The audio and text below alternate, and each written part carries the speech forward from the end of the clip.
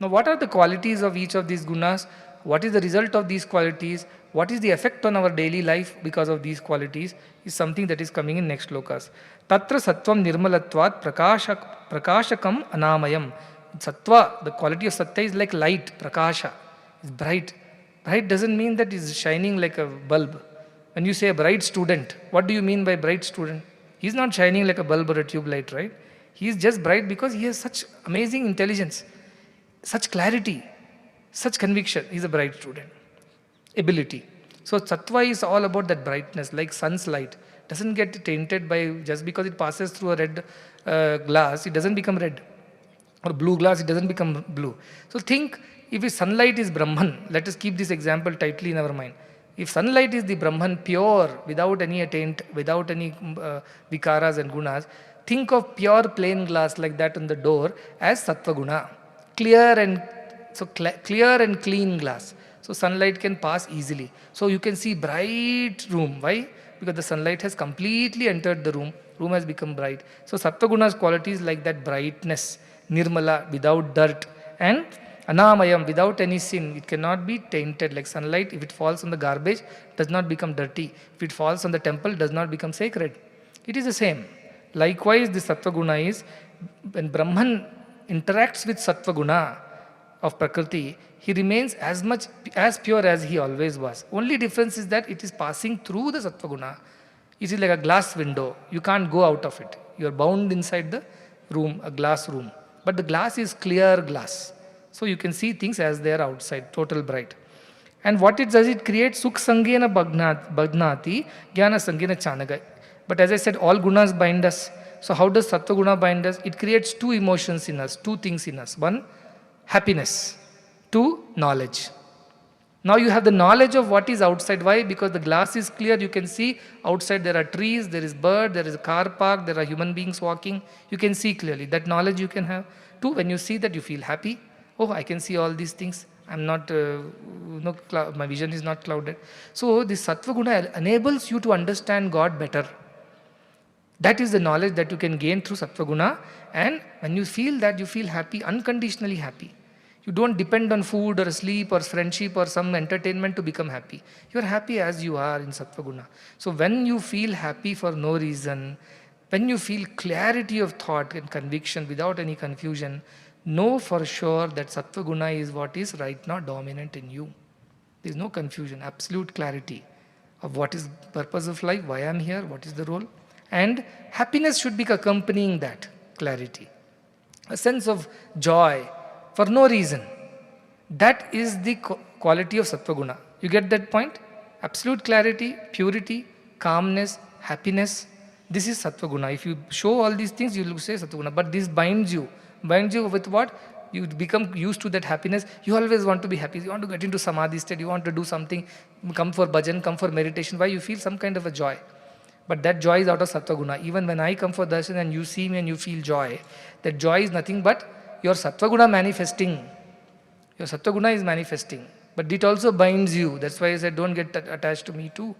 I might be teaching you these things. Learn those things. Remember, I am beyond form and name. Otherwise, what will happen? You will get bound by this sattvic joy that you get in my presence. And that is a gold chain. Let us say it's a golden chain with it. Elephant has been tied. Okay. But chain is a chain. Gold or silver or whatever. Elephant is still tied. It is not free. So sattva guna is like that chain which binds us to happiness and knowledge. And for that sake, we keep trying to develop sattva guna. That's why you come for satsang. That's why you come for meditation. That's why you want to do good things, because you get a joy out of it. Some kind of a joy which is very nice. So you want to keep coming back again and again. But it is also a golden chain. Now what happens when you have too much rajoguna? Rajo ragatmakam viddhi trishna sanga samudbhavam. Rajoguna has raga as its quality. Raga means a desire and attachment which comes with the desire. Raga and trishna sanga samudbhavam comes with two things. Raga means desire, and trishna, the craving to get it. So raga, the desire which colors your thinking now. Because you want something, your thinking will become distorted. Your thinking will become unclear. When you are being consumed with some kind of a desire or an ambition, you see, your thinking will not be pure, your thinking will not be clear. Because the desire does not allow you to think properly. Many times people say, I am meditating, I want to hear the voice of God. But I could not get the answer for the question that I had. Please, you only give the answer. I said, then what are you meditating? I told you meditate, whatever answer comes, follow it with conviction. No, but 2-3 answers were coming. Why 2-3 answers were coming? One answer was God's answer for sure. One answer was what your own answer, what you wanted. One answer is your amma's or appa's answer, which they wanted. All that has got confusion into your head because of raga. Some kind of attachment you have to that answer. So raga colors the glass. Suppose the same sunlight comes to red glass. What will be the color of the room? It will look red. Whole room will become red. Why? Because it comes to the red glass. So now it is not the same as the clear glass of sattva. Now it's coming in a colored way of raga, an attachment, a desire, and trishna, the craving to get it. Sangha, attachment. These are the things which Rajoguna produces. And you will say, when I desire for you as God, is it raga? Yes, if you desire me selfishly for your sake, that is also raga. See, Krishna's wives were there. They thought Krishna belongs to them. Whereas Gopikas were there, what they say? They belong to Krishna. The whole attitude was different. So Krishna's wives was raga. Gopikas was prema, bhakti. Both are opposite to each other. So this understanding you must develop. Yadavas thought Krishna belongs to them. Gopikas thought they belong to Krishna, and that made all the difference. So Gopika's thing was sattva. Yadava's thing was rajoguna. So this is the difference. So red glass, my desire colors the sunlight. Now I see the room as red. From red glass, can you see things properly outside? No, you can't see. No, everything will look red, black, brown shadows outside. It won't be clear. So that is what happens to Rajoguna people. They can't think clearly. Sometimes there is confusion, sometimes there is clarity. It depends on their mood. No, sometimes they are good, sometimes they are not good. Sattva people are always good. These Raja people are very dangerous, very strange people. You cannot guess what they are going to say or do next, because their mind keeps fluctuating. So this is the Rajasic people, and they are bound by what? What is their chain? Last time Sattva Guna people chain is what? Jnana and Sukha. Some joy and some knowledge. They want it, so they go back again and again to develop Sattva Guna. But that also binds them. Then Rajoguna's chain is karma. Karma sangena. The action is the binding chain of the Rajoguna people, because they always want to act. Because they have a desire. To fulfill the desire, you have to work, no? Simply if you sit in your place, your desires are not going to be fulfilled. So once you develop a desire and attachment, to fulfill that, you are going to work. This is the cycle of avidya, kama, karma in our scriptures. Avidya means wrong knowledge. I want pleasures of the body. Now kama, desire comes. Then I need this phone, I need this friendship, I need this food. Then karma, if you want all that, then work for it. Once you work for it, you have to experience the karma phala. If you have done anything wrong, it will come back to you in a wrong way. If you have done anything right, it will come back to the right way. Remember Kshetra. Kshetra is a farm field. Whatever you sow, you will reap. So Rajoguna makes you desire for things and makes you work for those desires for the sake of fulfilling those desires. So one desire gets fulfilled, you say, this is the last desire I have. But just when it is getting fulfilled, two more will appear from nowhere. The example is, if you want to put off the fire, how can you do that? Not by giving it more fuel. By stop giving fuel, only fire will go off. No, fire is there, it needs more. Keep putting fuel, more it will burn, till it consumes all the fuel. So whole life, Trishna na jirna vayameva jirna. We become old, fulfilling the desires. Our desires don't become old. Shankaracharya laments, know what he says? Angam galitam palitam mundam dashana vihinam jatam tundam vruddho yati grihitva dandam tadabinam unchate adha pindam.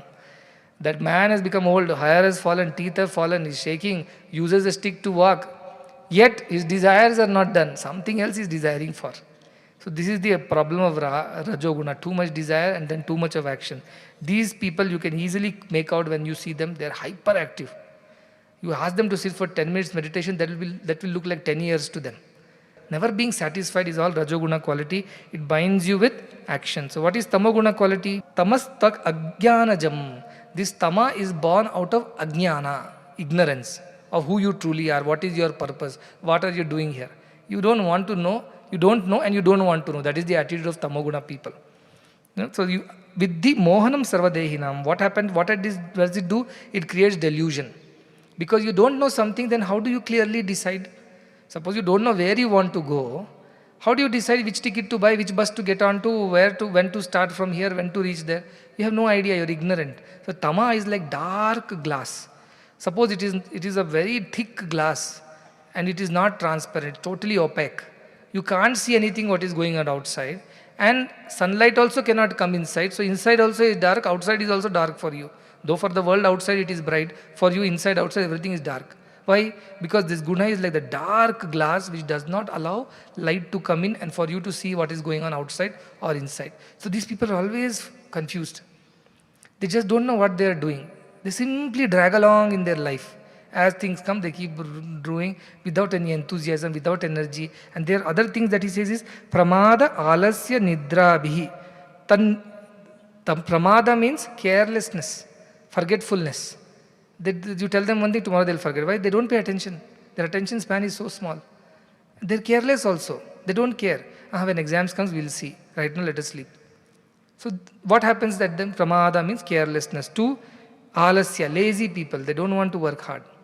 Somehow we'll get it. Alasyam. Then nidra, too much of sleep. For every human body requires sleep. No, as I said, again it has to be seen from Deshakala Parasthiti point of view. A baby needs 18 hours of sleep because it is growing. It needs all the energy and rest for the cells to multiply and grow. So baby sleeping 18 hours, you can't say, hey, tamoguna baby. Baby is okay. You grow up and still sleep 18 hours, then you are a big tamoguna. Kumbhakarna would sleep 6 months in a year. And 6 months he will only get up to eat. And after eating, he will go back to sleep again. So he was full of tamoguna. Ravana was full of rajoguna. I want this kingdom, I want to capture that king, I want to get more money, I want to conquer more people. That's all Ravana was doing. And then Vibhishana was Sattva-guna. No, he was always thinking of Rama, by chanting Rama's name, wanted to get rid of this Lanka and Ravana and be at the feet of Rama. So in one family we saw these 3 examples of different gunas. So too much of sleep, too much of laziness. Young age, too much sleep is tamoguna's clear indication. In old age, no sleep. No sleep means less sleep is a natural thing. If you sleep more than 4 hours, then that is also indication of tamoguna only in old age. So these are the ways we have to understand the body and its functioning and accordingly know what is your combination. Now will you people go back and do some small exercise in terms of understanding what is my combination and give yourself some percentage, just yourself. Don't ask your neighbor, don't give percentage to your neighbors also. That will be himsa.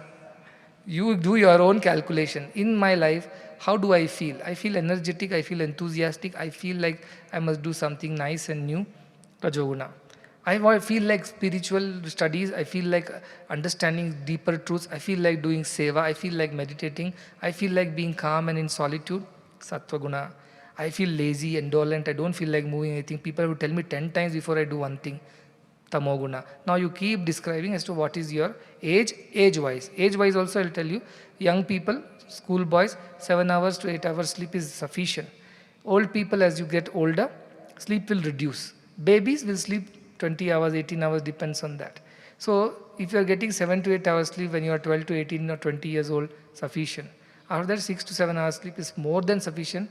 After 50, your sleep should reduce to just 5 hours. And as you become 80, it will become only 4 hours. Automatically body will start changing these patterns. So you know from all these things whether you have which kind of thing. But let me tell you, when in Rajo Guna there is joy, even in Tamo Guna there is some kind of a joy or pleasure. And Sattva Guna there also pleasure is there. All 3 are pleasurable, otherwise why will we do it? Why we do anything in life? To avoid misery and to seek pleasure.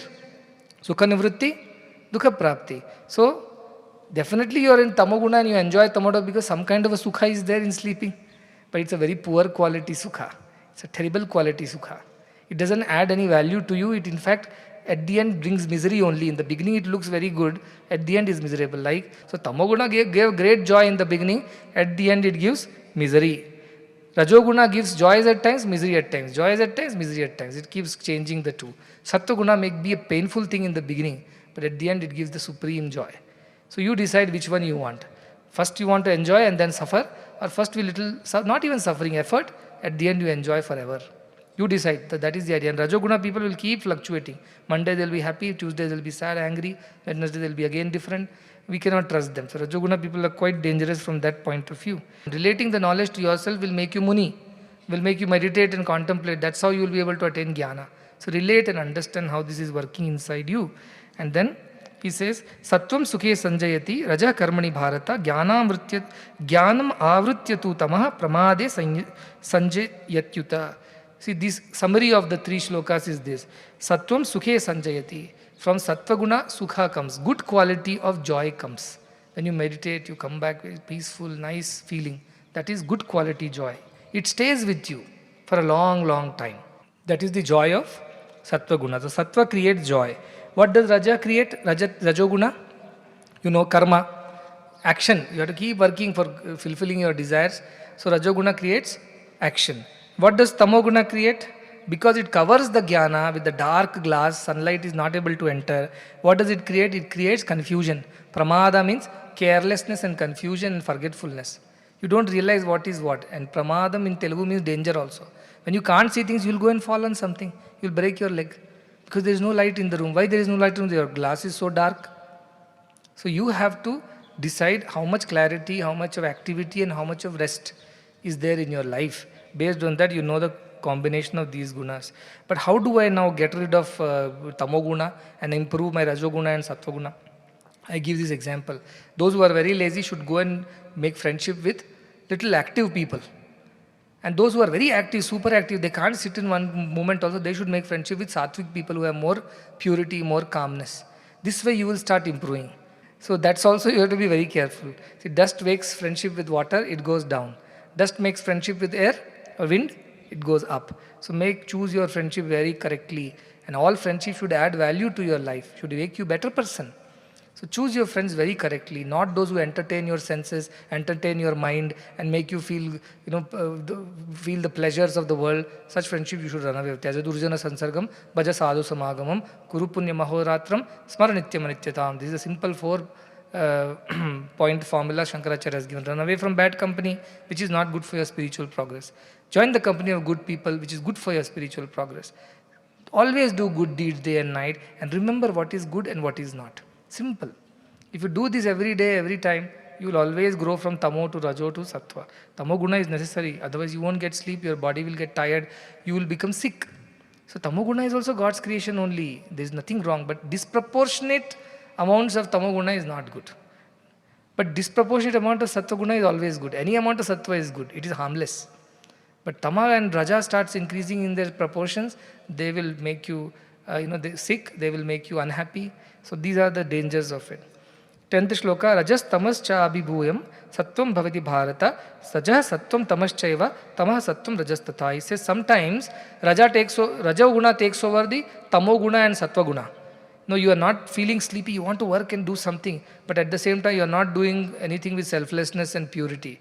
It's not good. Similarly, some people say, our Prime Minister sleeps only 4 hours a day and works the whole of the time. For whose sake? For the people's sake. That is a good action. That is sattva-driven rajas. So sattva and rajas are dominant, tamas is not dominant over there. But sometimes tamas becomes dominant and sattva and raja are not dominant. So this shloka says, this dance or this fight is going on between raja, tama and sattva inside us. Sometimes raja takes over, sometimes tamas takes over, sometimes sattva takes over the other two, and this goes on and on within us. But the easy thing is what? Tamas should be conquered with rajas. Rajas should be subdued and controlled with sattva qualities. This is the best way to deal with things. Sarvadvareshu dehesmin prakasha upajayate jnanam yada tada vidyat vivruddham sattvam mityuta. When we say that sattva is going on inside you, sattva is increasing, this is what happens. How will we know whether sattva is increasing? This is what happens. Sarvadvareshu dehesmin prakasha upajayate. From all the doors of the body, light is emanating.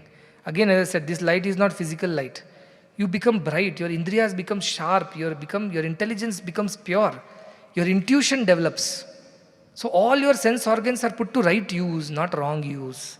And that is the concept of light emerging from all doors. What are the doors? 2 eyes, 2 nostrils, 1 mouth, 2 ears, genitals and excretory. So these are the holes of the body we call as doors of the body. So the whole body becomes pure, healthy, shining as if shining.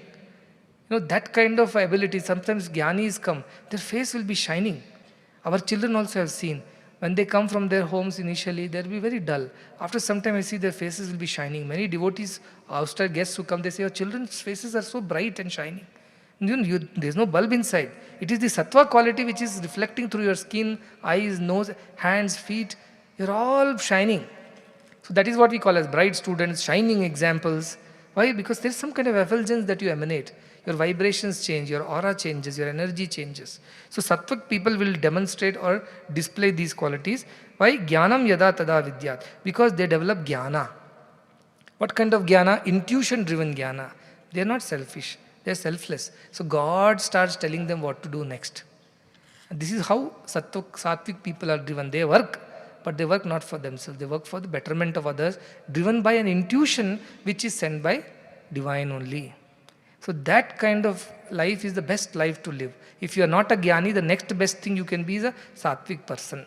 Because you are almost there, getting there near jnani. Only between jnana and you, one glass wall is there. Break that glass wall, you can go to the other side. That's all is the difference between a sattvic person and jnani is the closest. And what is that they're going to do? They reflect joy, peace to others also who are around us. Because wherever they go, they bring joy. Some people, whenever they come, they bring joy to everybody. So the sattvic people are those, when they come, they bring joy. Tamasic are those, when they leave, they give relief and joy to everybody. So be sattvic people.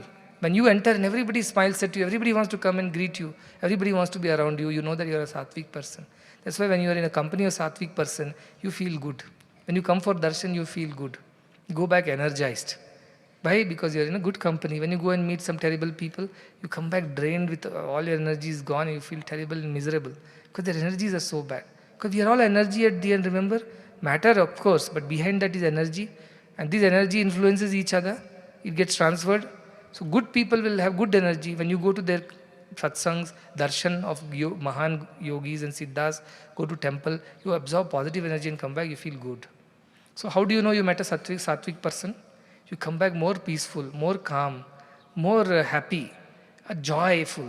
That is how you know you have met the sattvic people. And that joy is not excitement joy. No, you're buzzing around, no, like a bee. That joy is very calming joy. You don't want to talk to anybody. You just want to withdraw and sit in this, continue to live in that joy. You want to cut off from everything. That's why when satsang used to happen, I used to see after that people used to rush back to hostels with so much of noise. Then I told, no, sit down, do meditation for a little time after the satsang. Absorb that energy that has come to you after prayers. Don't let it go waste. But children don't, or some young people, or some not interested in spirituality won't understand these things. But that energy comes to you. You go back more peaceful and calm. That's why after satsang, just don't open your mouth and start talking, because all your energy has been dissipated. Let it get absorbed in every cell. So that's why meditation and all are important. Then what happens to the rajas people? Lobha pravritti arambha karmana ashamaspraha rajasyetani jayanti vivruddhe bharatarshaba. When rajaguna is increasing in you, what is happening in you? Lobha is increasing, greed is increasing. What is there, you are not happy with it, you want more. Even if you don't need it, greed drives you to do things. Billionaire, trillionaire, no end to it. I have seen people, madly they work, spoiling their health, spoiling their family relationships, everything. So many billionaires of the world, all divorced, families are broken. What's happening? Lobha has driven them. Then, Lobha pravritti, lot of activity they do for the sake of fulfilling their greed. Then arambha karmana, they start too many activities one after the other. So rajas, what it does, it creates more and more activity. One thing you do, you're not, 10 minutes is there, you want to go and do something else in that 10 minutes. And ashamaspriha, your desires are endless, uncontrollable desires. One after the other, one after the other, there's no end. Why you need it? You don't need it. But simply out of greed, you keep doing it. That is the idea of Rajoguna. Then aprakasho apravrittischa pramado moha evacha tamasyetani jayante vivruddhe kurunandana. He says, oh son of the Kurus, this is what is happening in Tamo people. What? First, aprakasha, there is darkness in them. Darkness means, as I said, when a young, good boy comes, there is an effulgence, we say, one dull, dead face, there is no happiness, no charm.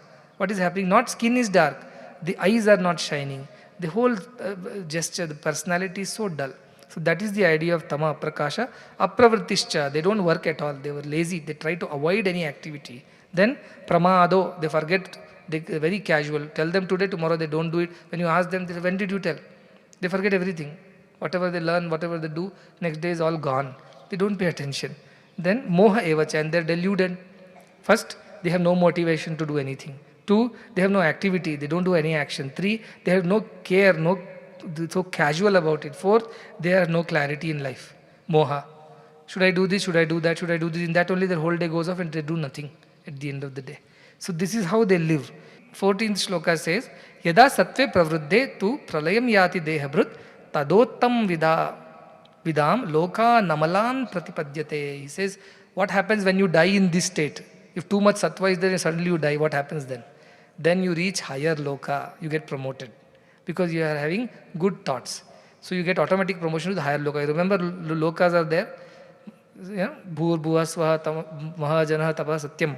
So you go to that higher loka and reside there and enjoy all your punyas and come back later when your punyas are exhausted. So this is the fate of those who lead a sattvic life. Towards the end, they are very sattvic. That's why I say this Indian culture of brahmacharya, grihastha, vanaprastha and sannyasa is a very, very, very well designed structure. They slowly help you enter the world through brahmacharya and grihastha, and they slowly allow you to exit the world through vanaprastha and sannyasa.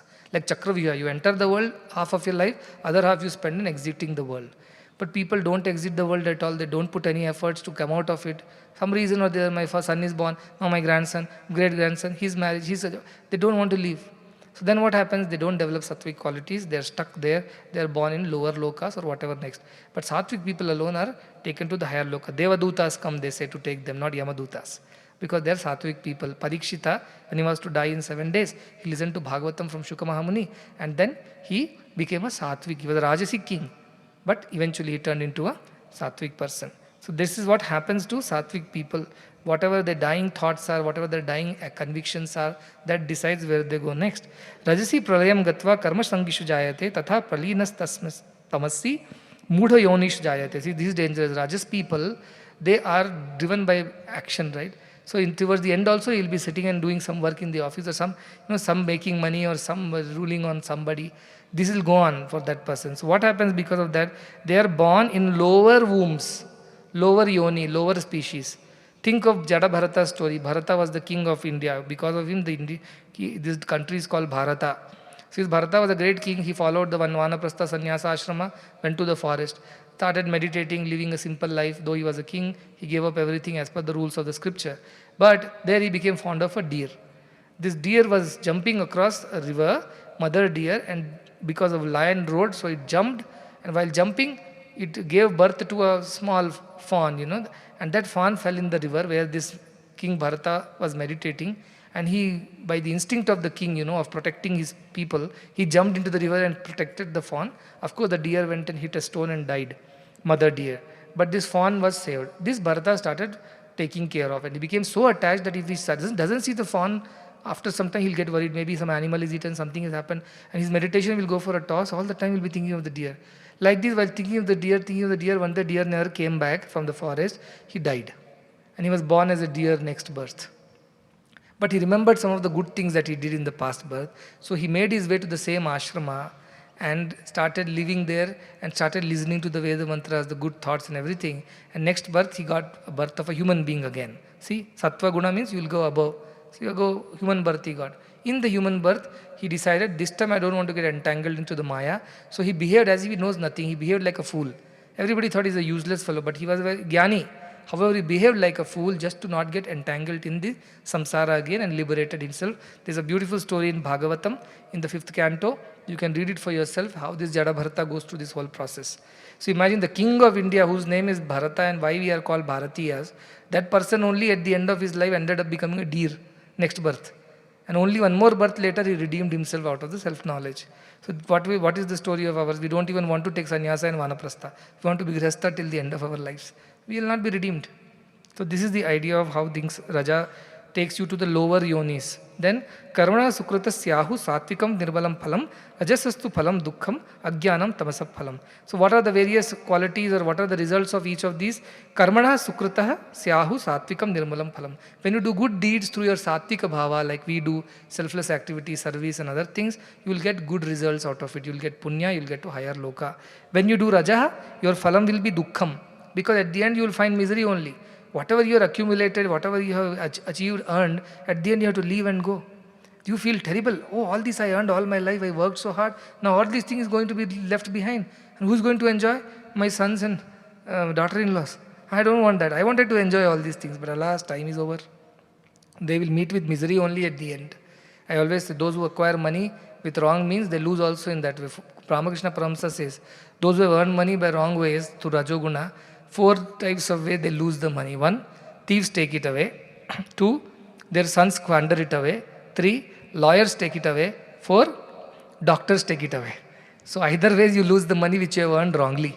Only a well-earned money through righteous means will stay with you. That is what gives you sukha. All other money only gives dukkha. Your children will be waiting for you to die so that they can get all the money. Why? Because they have not been trained into sattvic quality. So these are the results. And tamasa, what it does, it creates ignorance. You will never come out of your cycle of ignorance. Birth after birth, you will go around womb after womb, that too in lower wombs because of tamas. So remember that you will be born in again and again because of sattva also. You will enjoy a higher loka but end up in the world again. Once your shine punya martya loke vishanti. After the punya is over, you will come back to the earth and again go through the same cycle. So this is the reason why you should do good things now and here, so that here and now you are redeemed. Who knows, next birth you will get to become a student or a devotee or so close to a spiritual gathering. Who knows, next birth you will have the opportunity to read and understand scriptures. Who knows next birth how it will be. So let us finish it now and here. That is the idea of our scriptures. So in this way, Sattvat sanjayate jnanam rajaso lobha evacha pramado moho tamaso bhavato ajnanam evacha. Sattva creates jnana, rajasa creates greed, pramada means carelessness and forgetfulness is created by tamas out of ignorance. Urdhvam gachanti sattvastha, madhye tishtanti rajasa, jaganya guna vrittistha, adho gachanti tamasa. What is the end result? Sattvic people go up from where they are born, they'll be only rising higher. Rajasic people keep swinging between this and that, they never move up nor down. And tamasic people straight they go down because of their bad ways and bad qualities. So idea is that develop sattvic qualities. This is the whole essence. So now he comes to the philosophy part of it. Nanyam gunebhya kartaram yada drishtam anupashyati. The one who sees that gunas are doing all these things. Guna makes people sattvic or behave well or not behave well, lazy or active. Not the Atman. The one who sees this. Atmanam is akartaram. That gunas is doing karta. Atma is akarta. Electricity is not doing anything. Sunlight is not doing anything. Sunlight is not becoming red or green or blue. It is not creating darkness and light inside the room. It is the gunas that are making you experience all these things. Even though sun is shining bright outside, inside you have no light because of tamas. Inside you have red colored light because of rajas. Inside you have a clear light because of sattva.